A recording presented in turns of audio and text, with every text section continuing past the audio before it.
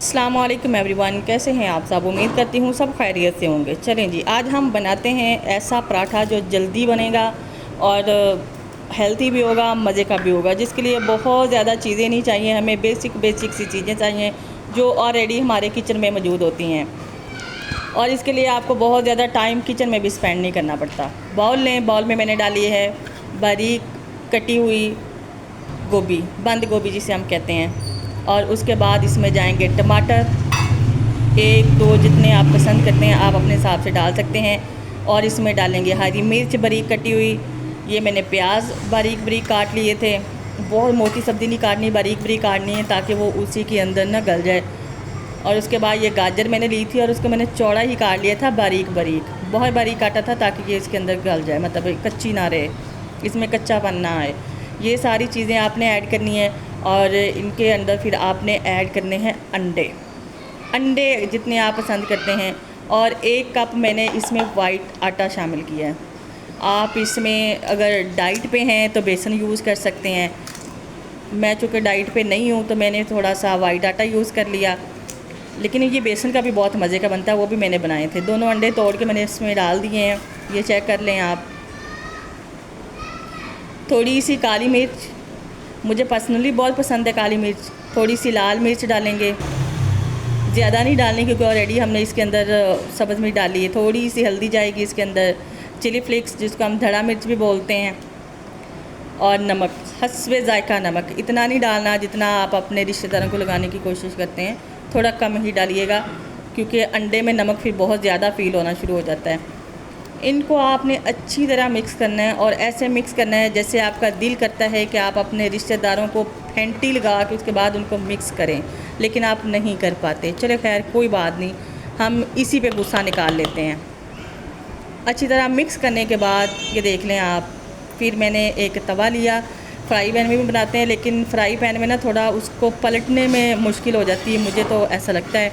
लेकिन जो इजीली कर सकते हैं वो फ्राई पैन में भी बना लें।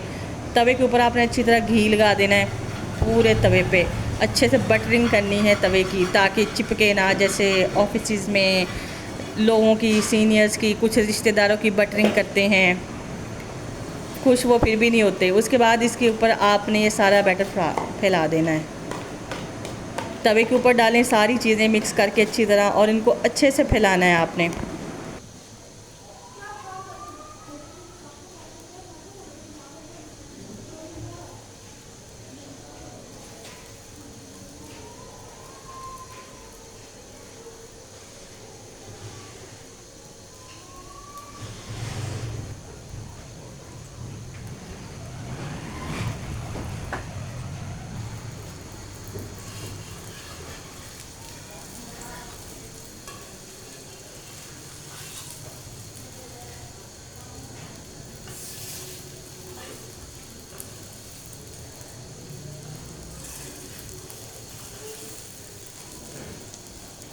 2-3 मिनट इसको पकने देना लो आंच पे। मैंने इसको चेक किया तो ये नीचे से पक गया है। अब मैं इसको पलटूंगी, हो थोड़ा सा टूट गया, चले खैर कोई बात नहीं, इसको इसी के साथ कवर कर लेते हैं।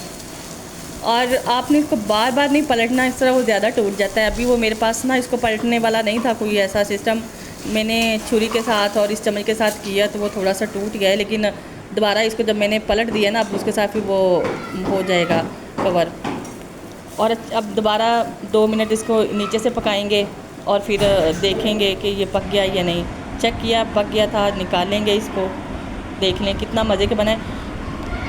और साथ में मुझे इसके दही पसंद है, रायता पसंद नहीं है। दही खाली, इसमें कुछ नहीं डाला हुआ होता, घर की बनी हुई ओरिजिनल दही बहुत मज़े की लगती है। वो ऑलरेडी ही मीठी होती है, उसमें कुछ चीज़ और ऐड करने की ज़रूरत नहीं पड़ती है, और ये इसके साथ बहुत ज़्यादा मज़े का लगता है। आप इसको ट्राई करके देखिएगा, बड़ा फ्लेवरफुल और हेल्थी फील होता है। खाने के बाद आपको ऐसा नहीं लगेगा कि जैसे बहुत ज़्यादा आपने खा लिया है और आपके स्टमक में जलन या इस तरह का कोई सीन नहीं है।